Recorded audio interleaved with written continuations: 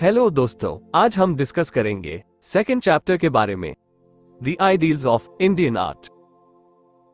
इस वीडियो में हम इस चैप्टर की summary and questions answer discuss करेंगे।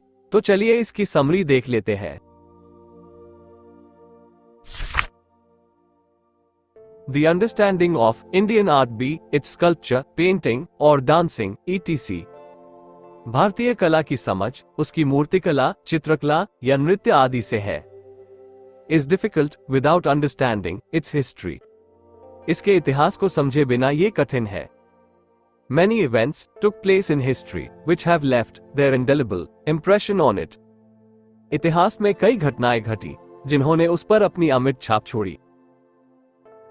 India's past has been a long one. Bharat का अतीत बहुत पुराना रहा है।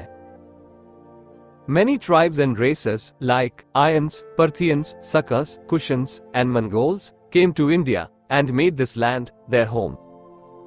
आर्य, पार्थियन, शक, कुशान और मंगोल जैसी कई जनजातियां और नस्लें भारत आए और इस भूमि को अपना घर बनाया। They brought with them their indigenous culture. वे अपने साथ अपनी स्वदेशी संस्कृति लेकर आए। Indian art is associated with the daily life of the people. भारतीय कला लोगों के दैनिक जीवन से जुड़ी हुई है। Beautiful rangoli designs, variegated pots, lamps, garlands, saris, ornaments, dance, festivals, temples etc. bring art close to the daily life. सुंदर रंगोली डिजाइन, तरह तरह के बर्तन, दीपक, मालाएं, साड़ियां, आभूषण, नृत्य, त्योहार, मंदिर आदि कला को दैनिक जीवन के करीब लाते हैं। Indian art is truly national in its widest and deepest sense. भारतीय कला वास्तव में अपने व्यापक और गहनतम अर्थों में राष्ट्रीय है। It is never individual accomplishment and personal idiosyncrasies. ये कभी भी व्यक्तिगत उपलब्धि और व्यक्तिगत विलक्षणता नहीं है। The architect of Ajanta, Bagh, Sitwansal and Kanchipuram, the architect of image of Buddha and dancing figure of Nataraj, who made the superb masterpieces of temples, are still unknown to us. Ajanta, बाघ, सितवंशल और कांचीपुरम के वास्तुकार, बुद्ध की छवि और नटराज की नृत्य प्रतिमा के वास्तुकार, जिन्होंने मंदिरों की उत्कृष्ट कृतियों का निर्माण किया, वे अभी भी हमारे लिए अज्ञात हैं। These questions, though very important, are meaningless in Indian context. ये प्रश्न अत्यंत महत्वपूर्ण होते हुए भी भारतीय संदर्भ में निरर्थक हैं।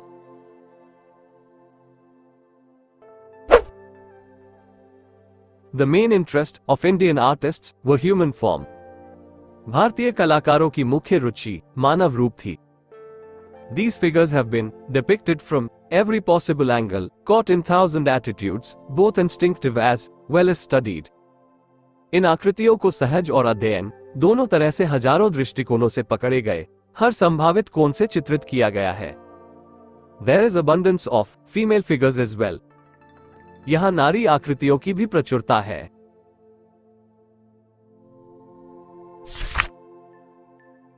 Indian art has a peculiar genius to assimilate and absorb foreign elements. भारतीय कला में विदेशी कलाओं को अपने साथ मिलाने की विलक्षण प्रतिभा है। This process has been a long one starting from the Vedic age to medieval period. ये प्रक्रिया वैदिक युग से लेकर मध्यकाल तक लंबी रही है। Aryanization did not uproot old indigenous culture. आर्यीकरण ने पुरानी स्वदेशी संस्कृति को उखाड़ नहीं फेंका। The great gods of Hindu Trinity, namely Brahma, Vishnu and Shiva, are of later origin. Hindu त्रिमूर्ति के महान देवता अर्थात ब्रह्मा, विष्णु और शिव आर्यीकरण के पहले से है। Hinduism is the religion of vast continent with varied beliefs and vast order of deities ranging from lower order to zenith of supreme god.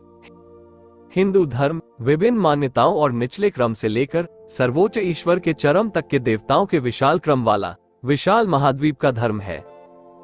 Indian art has a long history and well-developed conventions.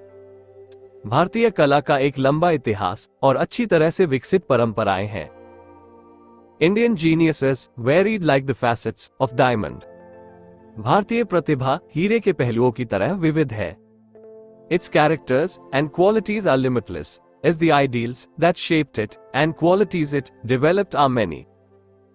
इसके चरित्र और गुण असीमित हैं, क्योंकि जिन आदर्शों ने इसे आकार दिया और जिन गुणों ने इसे विकसित किया वे अनेक हैं।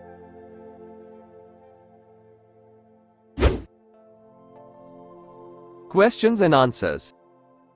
Question 1. What did the tribes and races that made India their home bring with them? Bharat को अपना घर बनाने वाली जनजातियां और नस्लें अपने साथ क्या लेकर आए? Answer. The tribes and races that made India their home brought with them their indigenous culture. जिन जनजातियों और नस्लों ने भारत को अपना घर बनाया, वे अपने साथ अपनी स्वदेशी संस्कृति भी लेकर आए।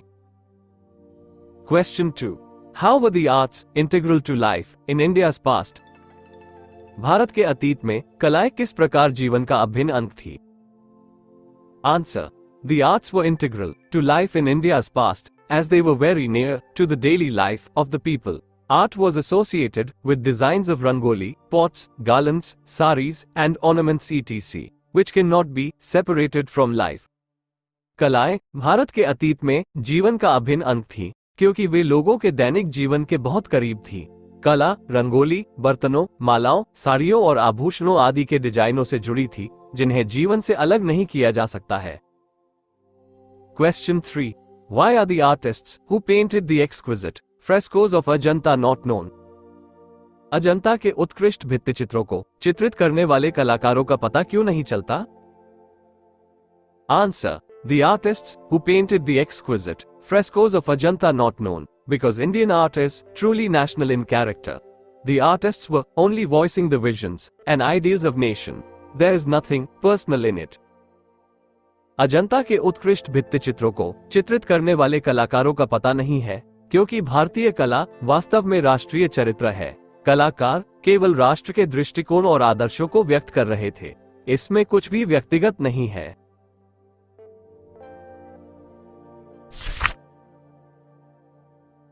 Question 4. What did the artist aim at in achieving in ancient India? प्राचीन भारत में कलाकार का उद्देश्य क्या हासिल करने का था?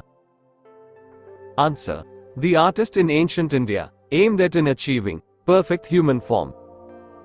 प्राचीन भारत में कलाकार का उद्देश्य पूर्ण मानव रूप प्राप्त करना है। Question 5. How are the figures of men and women depicted in Indian art? भारतीय कला में पुरुषों और महिलाओं की आकृतियों को किस प्रकार चित्रित किया गया है? Answer. The figures of men and women are depicted from every possible angle, depicting thousands of attitudes of human mind. पुरुषों और महिलाओं की आकृतियों को मानव मन के हजारों दृष्टिकोणों को दर्शाते हुए हर संभव कोण से दर्शाया गया है। Question 6. When did the process of absorption in Indian art begin? भारतीय कला में विलय की प्रक्रिया कब शुरू हुई? Answer. The process of absorption in Indian art began from the Vedic age. भारतीय कला में विलय की प्रक्रिया वैदिक युग से शुरू हुई। Question 7. What gods make the Hindu Trinity?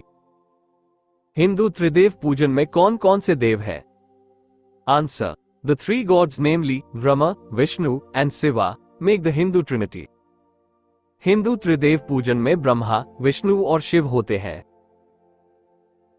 Question 8. Why is the Indian genius revealed in Indian art said to be varied? भारतीय कला की प्रतिभा भिन्न क्यों कही जाती है? Answer. The Indian genius revealed in Indian art is said to be varied, as the ideals that shaped it and qualities it developed are many. कहा जाता है कि भारतीय कला में प्रकट भारतीय प्रतिभा विविध है, क्योंकि इसे आकार देने वाले आदर्श और इसमें विकसित होने वाले गुण अनेक हैं।